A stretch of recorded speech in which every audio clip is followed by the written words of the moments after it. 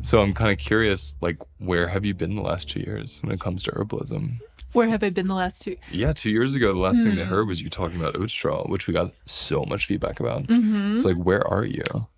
I mean, I'm just recovering from being an herbalist. Let's talk about that. Okay. I think that's what we need to talk about. So I had my shop in town. So tell them about the shop. So the shop was something I opened during COVID. It was in this beautiful building in town that I always loved. It's like this old house from the 1820s, I think.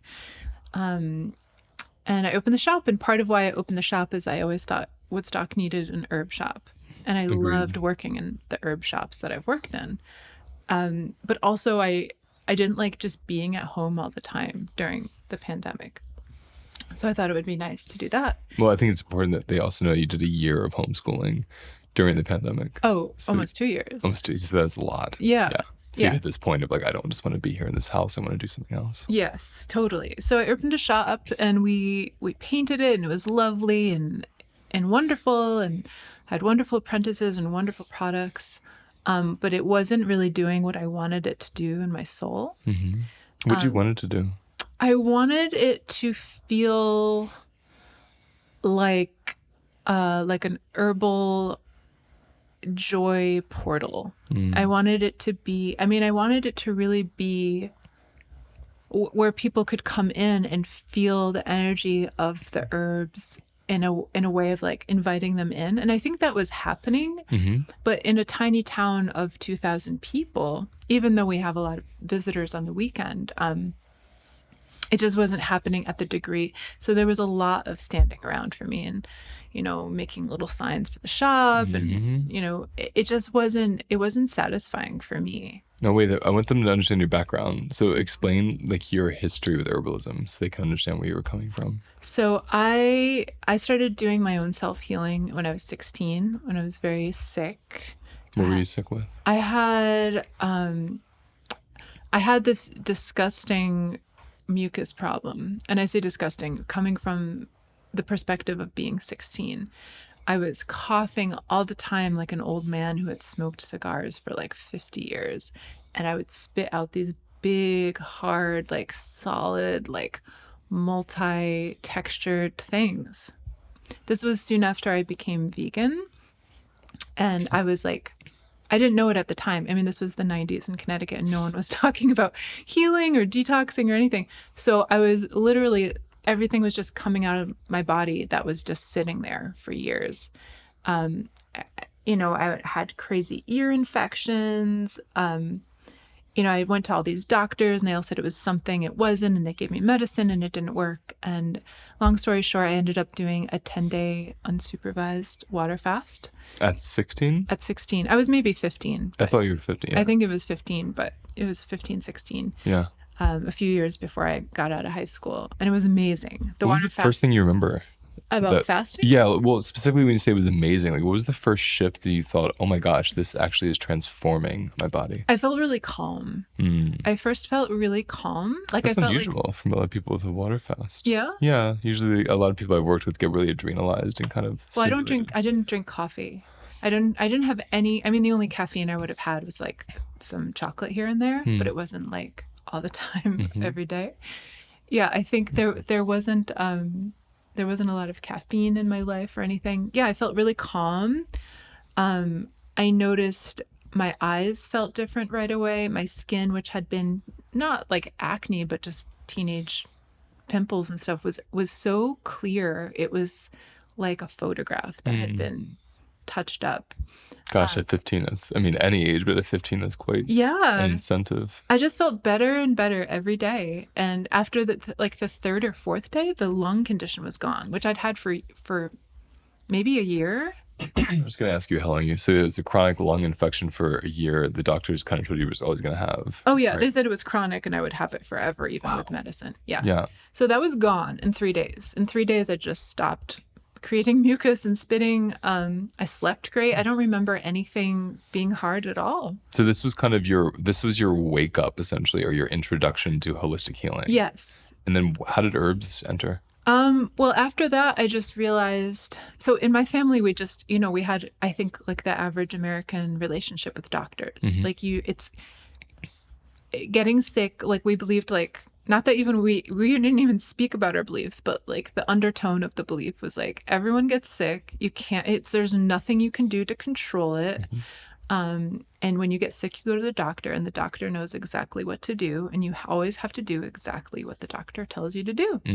So I just wanted to just say I grew up with that too, and it was terrifying. It was terrifying for me. Yeah. A lot of people I knew found a lot of safety in the doctor, but it always scared me. We're having an experience here.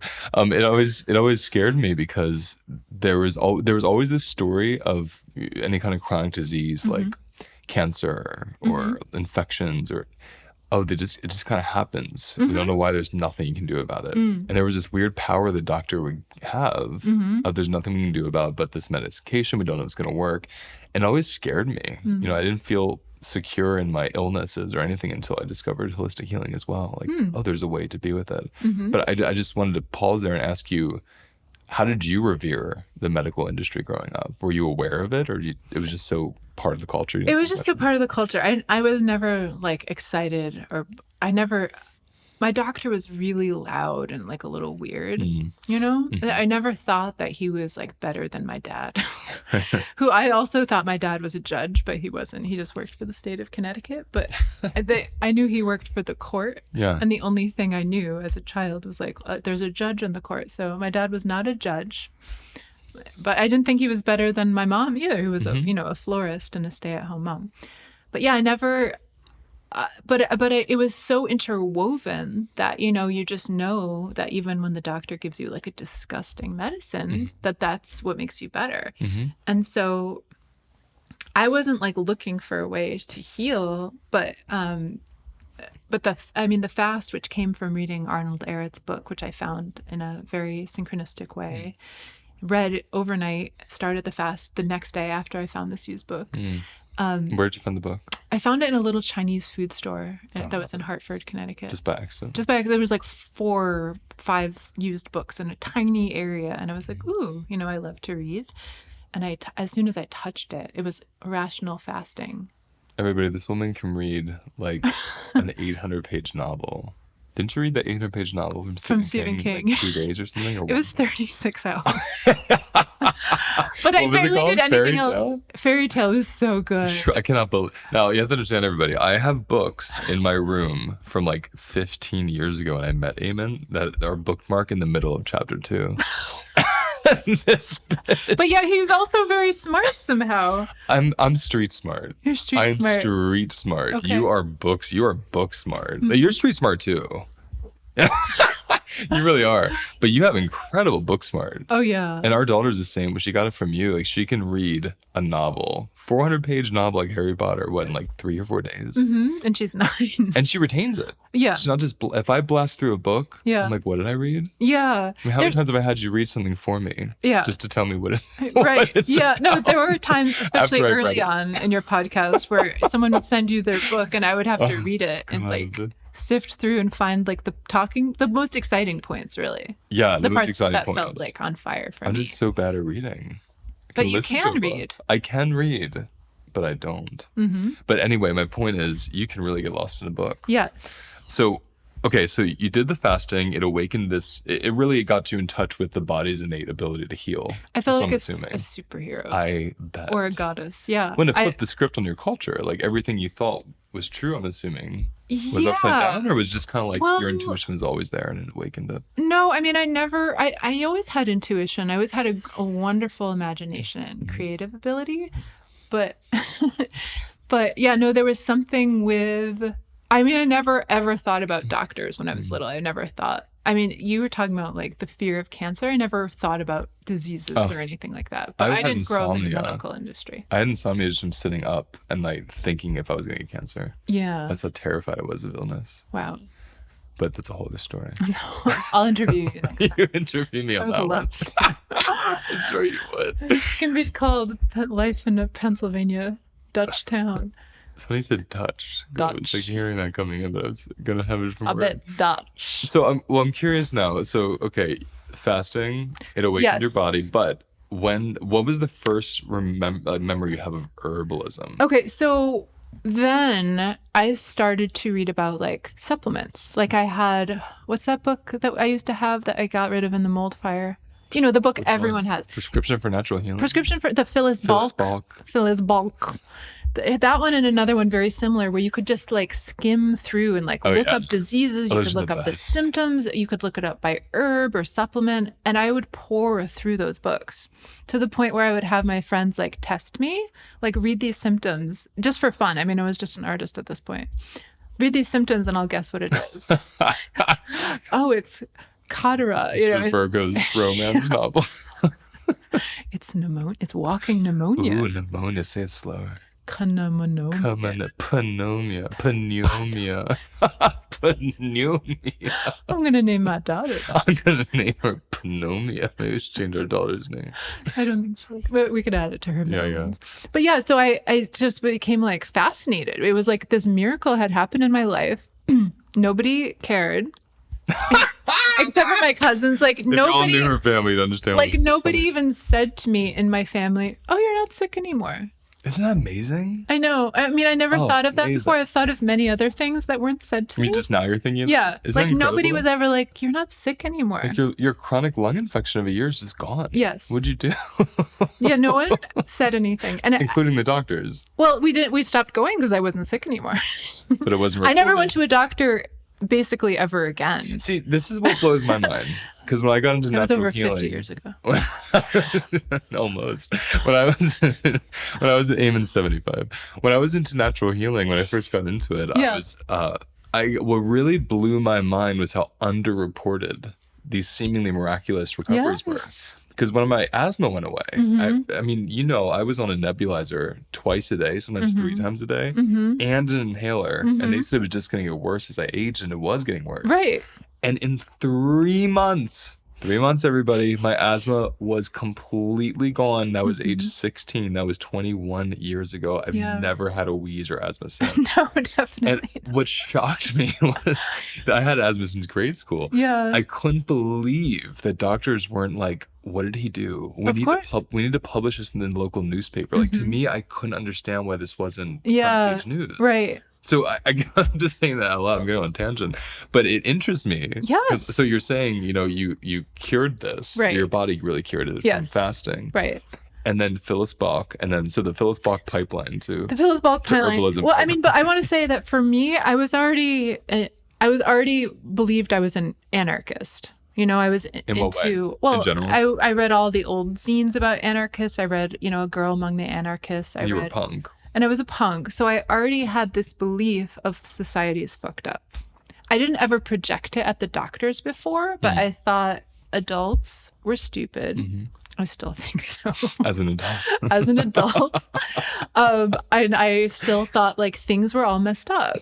And so this was just like another piece, a tiny piece of the huge puzzle. I didn't realize how it would keep affecting me. And I certainly didn't realize that like 30 years later, it would still be keeping me outside of society in a way that I really appreciate. Herbalism.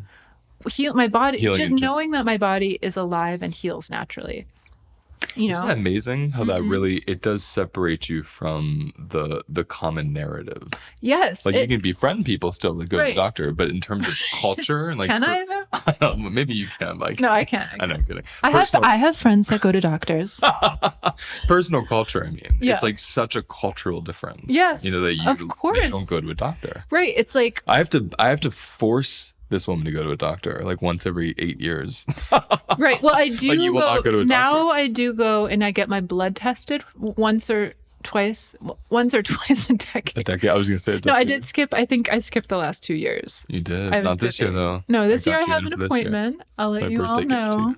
But I have, when I do go to the doctor, things like the things I'm told make me think I don't have to go back. When they're like, You're not wrong. you have the blood test of a 19-year-old surfer. You have the cervix of a 15-year-old. Why would I do anything but what I'm doing? You know? I'm just loving like that someone listening, like, what does it mean to have the cervix of a 15? I'll put up a picture. Give them a Check visual. my Give them a Instagram story. visual. You're a good imitator. Okay. No, do you really want me to? Yes, I do. Okay, so the cervix when you're young has like around the opening. What's the cervix for anyone listening that doesn't have So one? this, even if you do have one, You might not know. Exactly. So the cervix is it's like the doorway, it's the portal between basically the womb and the vagina. So the cervix is there for many things, for like cervical, to have like a nice slippery vagina when you have sex, or just in general. It's there for your period, and it's there, of course, like that's what opens up, that's what's dilating when you have a baby. So when you get older, or I can't really say older, but there are sometimes points where around the opening of the cervix, it's the same tissue as the rest of the cervix, which they compare to the end of a nose, Really? the texture of, like that feeling, like, you're spongy kind of. Yeah, that cartilagey feeling. But when you're younger and your cervix is very nourished, maybe I could say, or a lot of circulation, or very, very healthy, right around the opening, it's a slightly different texture. Yeah, because that's where I always thought at one point that the cervical mucus would come right through the opening, but it actually comes through that area like a sponge. Oh, like it's so cool. coming through a sponge. Yeah, that's why when you're having sex, as a woman, it might take you a while to get turned on in the way that you're actually like slippery. And this is why with aging, women tend to have vaginal dryness. Because that texture is losing its porousness. Is that what you're saying? And there are things we can talk about the cervix more sometime. Let's have a cervix episode. We have to, because you have an amazing story about it. Yes. But I think it's interesting just to hear, when you're saying you have the cervical integrity of a 15-year-old. No, I think it was actually a 19-year-old. It wasn't 15. I think it was 19, and I think my blood test was 21. Yeah, it was. I remember this, and so it's pretty profound. I mean, you are a walking testament to health. You really live it and teach it. So, okay, I need to keep us on track somewhat, because you said something that started off this interview, which was burnt out, recovering from being an herbalist. And you were talking about the shop, and I wanted people to get a sense of your history. So they're getting it. But now take me right to the moment. We're going to slowly getting there. We're going to Mesopotamia. Going very far back, dark ages. So tell me where was the moment you got into herbs? Okay. I think you just want me to talk about Wendy O. Williams. Who? Wendy O. Williams? Wendy O. Williams. All I think is Wendy Williams. Okay, so it's not Wendy Williams. Wendy Williams. It's not. She's a radio personality. Oh, she's a everything person. Okay, so it's not Wendy Williams, the radio personality, the talk show host, the esteemed talk show. I'm sure she's been somebody's herbal teacher, but she hasn't been mine. Nope. That I know of. But who knows? I have a long life to live. Maybe I'll uncover some memories at some point.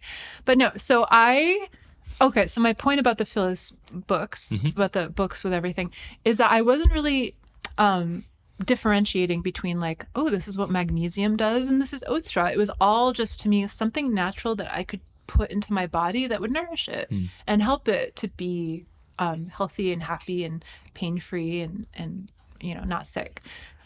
So I would go, and at first I had like tons of bags of supplements and herbs and minerals and amino acids and stuff like that. And at one point, I mean, it's funny because I had pet rats, and the rats had like so much to do with all of this, because I couldn't have fasted if I didn't have them, because my parents did not know I was fasting, but I was feeding the rats the food that I would normally be eating. So the rats helped me get through the 10-day fast, and then all the subsequent fasts. I should go back to that. It wasn't just like I did 10 days and I never went back. I did 10 days, and like you, I was just healed forever. Like, you've known me for 15 years and I've never had a lung condition. Never. I mean, this was my lung condition was so bad and so consistent for so long. I had never spit in my life. I thought it was like a really gross habit, but I had to spit so often that I became so good at spitting. Like, I would constantly, I was with my cousins all the time. I would constantly entertain them by like pointing at a sign, like a stop sign, like 12 feet away, and be like, I'm going to hit it right in the middle. And I would spit. I can't even do it anymore because and I would say, Boing, boing, boing. Yeah. So it was like part of my life. It was like a part of the deep tapestry of my life. This mucus condition. When I went on tour with Rasputin, I was beatboxing. Yeah. And my lips and mouth the muscles were so strong from all this beatboxing that I remember we were at like a gas station and I had to spit. And I was like, and it went like 50 feet. Yes. And Melora was like, you have to do that again. And I just kept doing it because it was so powerful. Right. It's like a lost art of humanity. I'm relating to you in that moment. But I don't spit anymore. And I try to encourage people not to spit because I think it's kind of gross to spit on the sidewalk and stuff. So you were healed for life? So I was healed for life. I was just excited about my body. I just felt it's like I felt better than I had in health ever before. Besides maybe in my childhood, but even then I had like scarlet fever and threw up a lot. I threw up a lot when I was little, like constantly. Because of the popcorn. But partially because of overeating popcorn, but also I just, you know how it is when I've eaten poisonous mushrooms. Oh God. Yeah. You have a good puke response. Your body's like, nope. Yes. Coming out. Everything. I mean, I remember one of the times I literally counted over 50 times that I threw up until it was like bile. And then remember the black bile came out one time. Like I was there for it. The infamous, supposedly it's only a metaphysical thing, but we saw, it was like a black viscous oil. It was like at the bottom, even beyond all the bile. Is that our first date?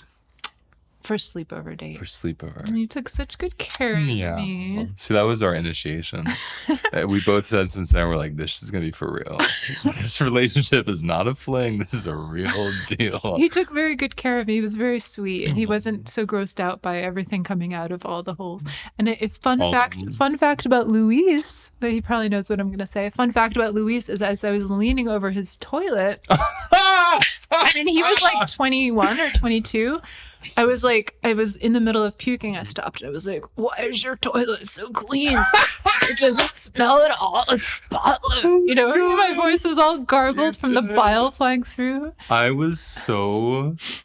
had so much pride. Like when you talk about like a man's car. Yeah. Like for me, that was my moment. Yeah. And you were like, I remember you were puking. You stopped. You said, how is your toilet so clean? Yes. It's like shining. And you went right back into puking and I was like, okay. But you know how it is when you do have to throw up and you go to the toilet and even if your toilet is clean, there's still like a mild grime. Yeah, there's just like something in the air. There's a bacterial texture you just can't. Yeah, but sometimes it helps you if you're like on the edge, like if you smell that, you're gonna. I could puke right now. Moving on. I'm getting there. So moving on. So I didn't really differentiate between minerals and herbs. It was just like all one thing for me. I have developed a 4-week self-paced course that takes 18 years of my personal and professional experience and puts it into one place where you can easily and quickly learn the foundations of recovering from stress and trauma. How does the food you eat affect your stress levels? How do the relationships in your life create stress or peace? How does the relationship you have with your body allow you to feel happier and more settled?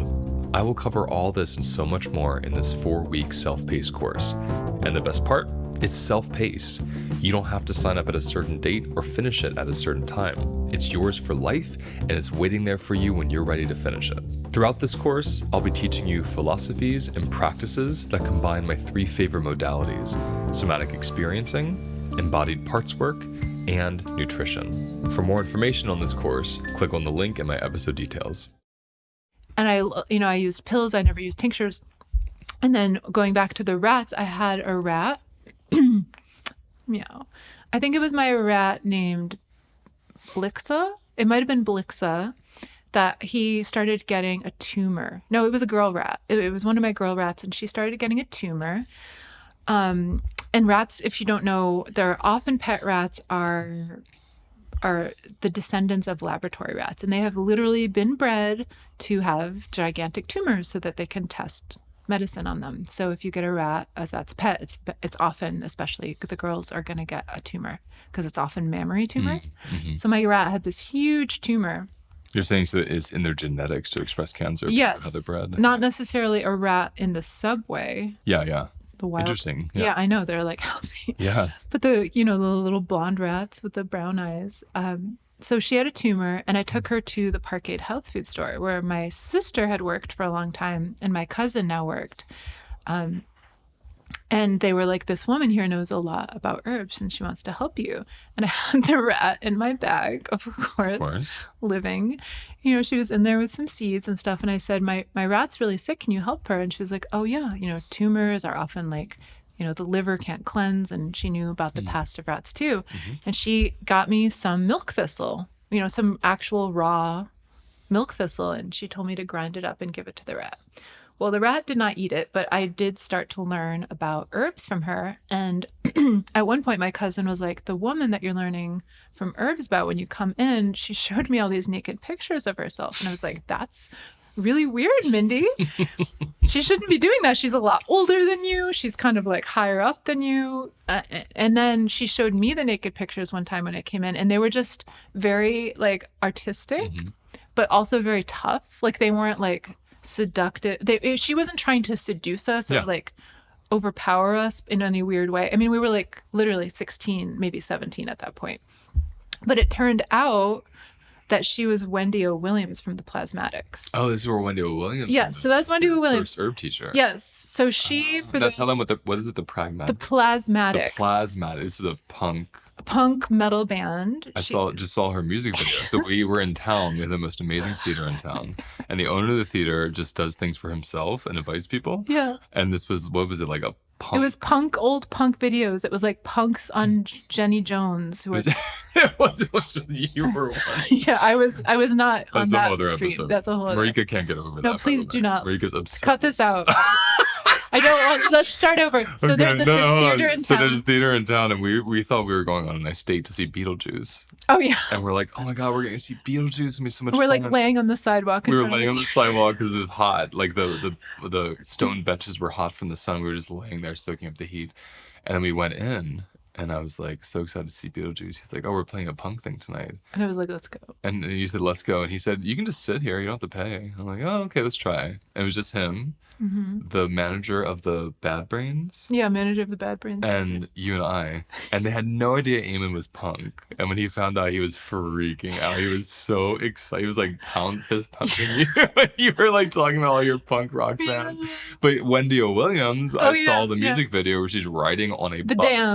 The Damned. Yeah. She's riding on a bus. Not riding on a bus, like standing. Surfing. Yeah, she's standing on a moving bus in the desert for real. She's not riding on the bus. This bus is like going 50 miles per hour. It's not like a slow. This is not CG. She was a real daredevil. It's not AI. She was a real daredevil, not for the sake. She loved to live on the edge of like testing herself.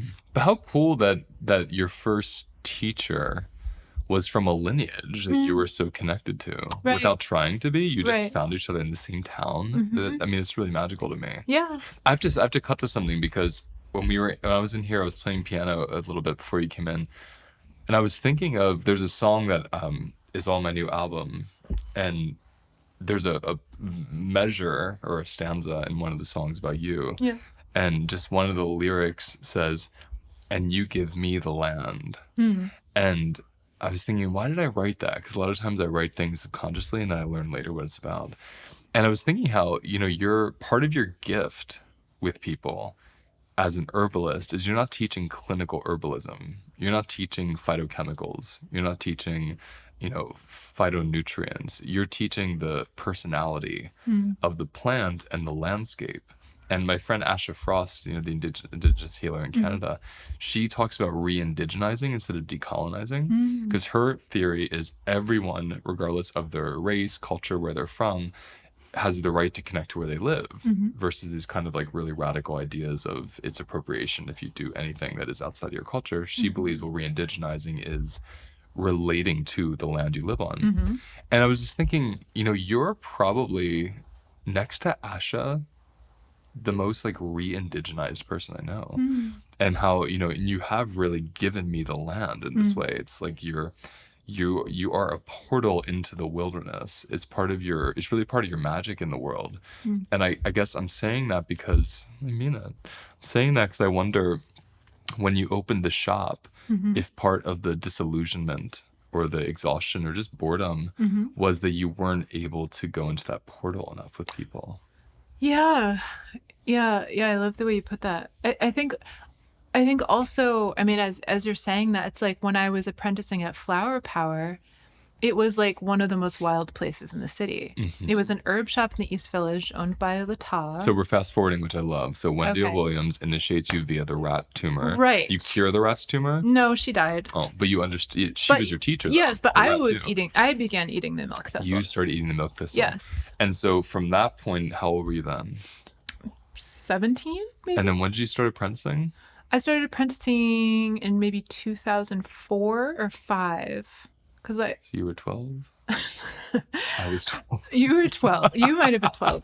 But yeah, no, I think because I was looking at some of my old invoices from the products I would make at the time and continued to make for 2 decades. But and I think the earliest one was 2005. So it was either 2004 or 2005. I'm just trying to get a sense. So there like was 95 to I 2005. was going to say there was like a decade of self-study. Oh, for sure. And then you went to Flower Power where you apprenticed and got to like really do field work. You know, you went out and you learned the herbs, you tinctured them yourself, you gave them to people.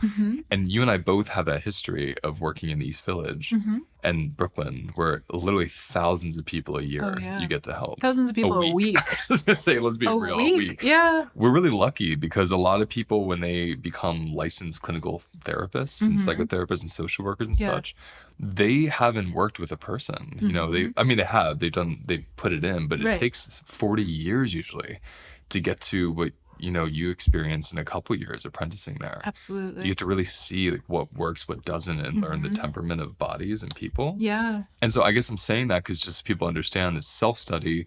Then you started apprenticing at Flower Power in the East Village. If y'all don't know it, check it out. It's a real magical gem that still exists, luckily. After 30 years, It's amazing. And so there was a real wilderness there. Yes. And a real misfitdom. Yes. You know, it wasn't just like people, tourists, going in to learn about herbs. These were like hardcore weirdos that you can't say that all of them were hardcore weirdos. The ones I met were the ones I mean, not all of them were weirdos. you know, walking in from another dimension, but a lot of them were. A lot of compared them were. to your shop, I'm saying. True, yes. And I think there's something there that was fascinating because when you are a true misfit, you don't fit into society or society's given up on you like one or the other happens. Yeah. So a lot of people that came to you, just like me when I was in East Village, they had been completely given up on by multiple doctors. Yeah. So they were at the point of like, I'm going to die. Yeah. I have to literally leave everything I believed in. And they would find herbalism. Right. And so I guess I'm just, even when I'm saying it, my heart gets open and excited because what a brilliant privilege. I know. That's different than when you had a shop. Yeah. Your shop is like educating, you know, sweet tourists, nothing horrible about it, versus people that are like diehard, I want to learn to relate to the land so they can live. Absolutely. That's a big difference. I mean, and it's like I definitely thrive in a crisis. Yes, you do. Especially for other people. I mean, that's one of the most amazing things about having Flower Power was having the mentor of Lata and then the sisterhood of the other apprentices, whatever, the other apprentices. Part of it, I mean, there were many wonderful people that came into my shop too. You know, I mean, I loved meeting the people who had come in, but it wasn't, it just wasn't doing it for me at that point. And I think I had just outgrown that. And it helped me to have a physical cutoff. You know, it's like, because I would be like, oh, I miss this, I miss that, I miss making products and science and interacting with people 40 hours a week like that. Yeah. And it's just, part of it was going deep, you know, and part of it was just, like you said, with the misfits, I guess that's part of it as well, is like so many people who come in up here, they're doing okay. Like, I'm not really the teacher for people who are just kind of like doing okay and want to like learn a little bit. Like, I am a portal. Like, I am a portal, and I'm not everyone's looking for a portal to healing, to herbs, to their own body, to their own inner voice. So I can like help those people, but the people who really tend to resonate with me and like, you know, we create this beam together that, you know, every time we see each other, even if it's years later, are the people who were in like tragedy or crisis, or, you know, like you said, feeling abandoned or actually being abandoned by the medical establishment or something. You know, I know something's wrong. The doctors say it's nothing, XYZ. People having psychotic breaks, running away from their families, like people Yes. literally in life or death Right. that you get to be that beacon for in that moment. And just getting to like love them as they were. I mean, you know, I often talk about one of my first, I consider her a client, even though I was just working, you know, still apprenticing, was a young schizophrenic girl. And I had no idea she was schizophrenic, but I ended up working with her on so many levels after I found out that she was dealing with schizophrenia. But it's like when somebody can come in and have somebody listen to them and like hold it, and you do this as well, where it's like as you're listening, you're holding it, and just by us listening, and I know some other healers, many other healers have this as well, it's the story and their energy field is transforming. So people having that and they're coming in, it's not just the relief of talking, but it's like I'm hearing their story differently than they're telling it. And part of what I offer as an herbalist when I'm doing it, and as an astrologer, any kind of healing, hypnotism as well, is I'm seeing you. I'm not like deciding you as your best person or like imagining you. It's like your best person is showing up for me so energetically. If you want to imagine it as like a guardian angel behind your shoulder or something, that's what I'm hearing you talk, but I'm feeling your beautiful power and your strength and your ability to serve and your creativity. So I'm responding to you from that. That's really special. Can I speak to that? Of course. That's in somatics, we call it the counter vortex, which is when someone's in the vortex, let's say, of their suffering. Sure. The counter vortex is the opposite of their suffering, their survival, let's say. And I didn't realize that. I knew I did that too. I never knew why. Yeah. And then when I learned about somatics and the language, it really gave me context as to what happens, which is my body, how I'm looking at you, how I'm treating you, how I see you, is reflecting your survival back to you. And so the body feels that even if the mind doesn't right away. Yeah. Like the animal body picks up on, oh, I've survived. Like right now there's no threat. And that gives them capacity to be really curious and have a new outcome. And so when I think about the people I've worked with who would tell me their horrible stories of childhood, Yeah. I mean, the worst assault you can ever imagine, Yeah. I would be looking at them not like, poor thing. Yeah. I'd be looking at them like, you're amazing. Yeah. I can't believe you're sitting here. Like, you're a goddess to me. Right. Or a god or, a deity or something. Yeah. And I wouldn't say that, but I'd be holding that, like you said, Of holding course. that. Yeah. And something transformed in our space together. And you know this from my experience, and I'm sure your own with therapists, but I've had different therapists over the years that would only reflect back my victimization. Sure. And I felt worse. And I mean, one day we'll talk about our wonderful couples. I was thinking about that on my way. I was like, is she going to come up? Well, but she healed us too. She really healed. She put us into the fire. Just because of our brilliant idiot compassion. Oh, brilliant. But I'm just saying it's amazing when a therapist is reflecting back your victim back to you. Yeah. You get enmeshed with each other and it's like co-dysregulating. So when you said that, it really gave me a sense of, just to tell people listening so they can understand that there is a real somatic and spiritual and cognitive transformation that happens when someone is the counter vortex, not even linguistically, because when someone says to you, you're so brave, I don't feel anything. No. But when they actually embody my presence, when I'm stuck somewhere else, it like anchors me back to the reality. Yeah, absolutely. Because I mean, it's rare that I would actually address that, because I think there's something about words that make it not timeless anymore. Yes. And I think when you're truly holding space, not just the idea of holding space, but when you're truly holding space, I think of it as like almost like holographically, all time is happening right then. Ooh, I just got that. All your presences, all your ages, all your everythings, they're all there. So for me to be like, wow, that was really brave. Can you see how far you've come? Like, that's not shady. That's not help. To me, that cuts it. No, I couldn't agree more. It cuts the transmission or the transformation or whatever is happening. Yeah. For me, it's like talking about the rain to a plant doesn't water the plant. It's always that for me. Like when I do talk with a client, it's just so they feel like something's happening. Like, so it's not just like, yeah, I sat there and no, she didn't say anything. Not to say, the thing that's very interesting about Aemen, and just gets more potent with age, is your silence. Yeah. Yeah, you're truly, you're probably the most somatic person I know. Really? Yeah, I tell you this a lot, that you embody all the things somatic teaches about. You really do. Like like we were walking through the East Village yesterday, and you were so quiet. And I said, "What are you thinking about?" You said, "Nothing." And there's the amount of times I ask you what you're thinking about, you say nothing. And you're just like, "I'm just looking at the buildings, I'm just feeling the wind, just feeling you holding my hand." It's so confronting, you know, because it's so incredibly tender and intimate. And it often teaches me how habitual, how do I want to say this?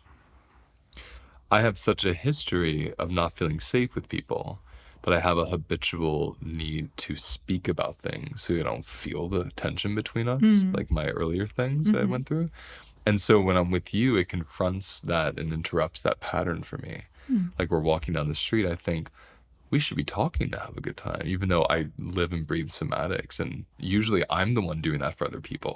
Like you're at my boss level, you know, like I'm usually the one that's settling everyone around me. You settle me so much, but initially it unsettles me because I don't know anyone else in the world. I met a lot of people, and I had never met anyone else that just holds my hand and walks down the street and just like breathes in the energy of the street they're in without any conversation needed. It's very special. Yeah. I think this was we have to start closing. And I think it was perfect, and there's so much more to talk about. So when we get off this session, whatever we want to call it, interview, podcast call, hanging out together in the office, we're going to look at the calendar and get another one, and we'll talk about the cervix. How about that? Maybe. Oh, maybe. Maybe. Maybe the cervix might be more the I'm your maybe baby. Yeah, because Aemen always says maybe. Maybe. Think about it. Think about it? Yeah. So we'll just tell them we'll talk about something. At some point we'll talk about I want to talk about the cervix, but you can when you're ready. Yeah, but maybe we could talk about some other things first. Okay. Yeah. Like the penis. Like the penis. Oh, Louise has some penis soak classing. No, Aemen has this obsession. Louise has an amazing class coming up, guys. It's in person only. So there was this whole trend Penis that's soaks? probably still happening, but 12 years ago or so, like yoni steams were this really big trend. And Aemen just imagined me doing penis soaks, which I thought was the most disgusting Like thing. every man has to bring a bucket from the hardware store.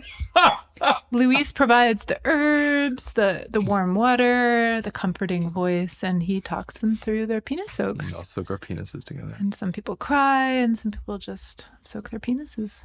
Yeah, and it's never happening. Just so everyone knows that's listening. Oh, it happens weekly? In Aemen's mind. She gets off on me having a ridiculous experience like this. I don't remember how it started. You had this funny fantasy of me handwriting signs and photocopy. 'Cause I used, as a musician, I would hand do things and I have to staple them all over town. And you had this idea of me stapling this all over town, and that it would just be penis soaks, and then we'll keep this part anonymous, but some of the people in town imagining who would come, and you got a lot of joy out of that one. But it was more joy out of me being in an uncomfortable, strange situation. Well, just I love the idea of you handling any other class. Just everybody, great, you all brought your bucket. There's a few extra for those who might have forgotten them. I'm just going to go along about the history a little bit of penis soaks. And let's normalize penis soaks. Yeah, guys. I mean, doing it together. This used to happen everywhere. I bet if we titled this podcast, Let's Normalize Penis Soaking, we would have tens of thousands of people. But they might be the wrong people. Well, that's why I'm not going to title it. Not that you're the wrong person if you're interested in penis soaks. You're trying to be too inclusive now. Just email Evan at info@penissoaks.com. Okay, we're going to land right here. So thank you, baby. Thanks, my maybe baby, for being here. It's been 2 years too long, and I promise that you're going to be back very soon. Oh, I'll see you in 2 years. That's the end of today's episode. Now let's take a moment to notice where we feel the episode in our bodies. Close your eyes. Take a breath. And let whatever wants to come up, come up. And remember, those sensations hold the wisdom that we're looking for. If you want to go deeper, visit holisticlifenavigation.com.